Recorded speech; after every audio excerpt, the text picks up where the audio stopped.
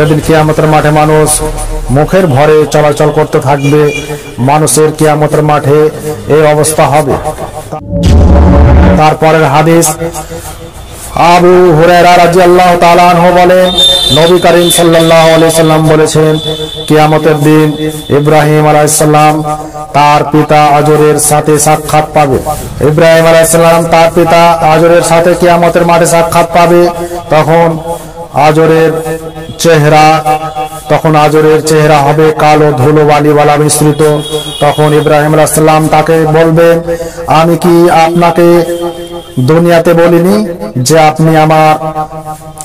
আপনি আমার কথা অমান্য করবে না? তখন তার পিতা তাকে বলবে, আজ তোমার কথা আমি অমান্য করব না।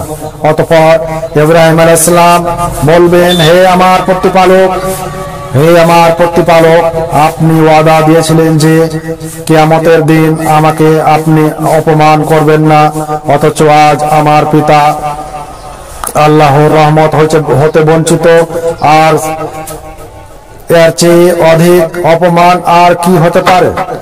তখন আল্লাহ তাআলা বলবেন, আমি কাফেরদের জন্য জান্নাত হারাম করেছি। অতঃপর ইব্রাহিম আলাইহিস সালামকে বলা হবে, আপনি আপনার পায়ের নিচে দেখুন। তখন তিনি সেদিকে দৃষ্টি নিক্ষেপ করবে। হঠাৎ দেখতে পাবে যে তার সম্মুখে কাদা গোবরে লিপুসিপু আকৃতি একটি নিকৃষ্ট প্রাণী শিয়ালের আকৃতিতে দাঁড়িয়ে আছে। তখন তার চার পা ধরে জাহান্নামে নিক্ষেপ করে দেওয়া হবে।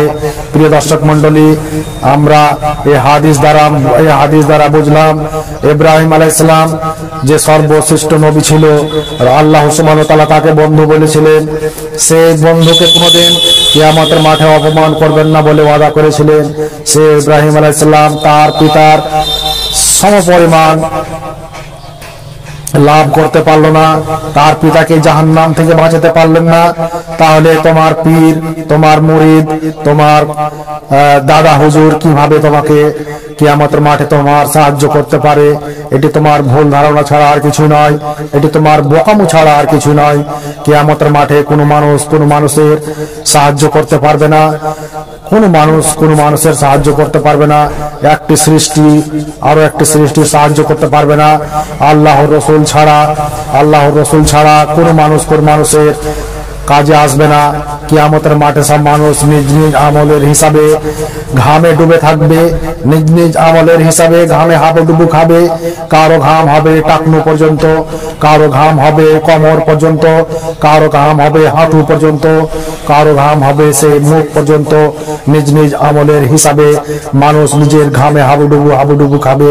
কিয়ামতের মাঠে কোনো মানুষের সাহায্য করতে পারবে না, কোনো পীর বুজুর্গ তোমার সাহায্য করতে পারবে না, কোনো পীর মুরিদ তোমার সাহায্য করতে পারবে না।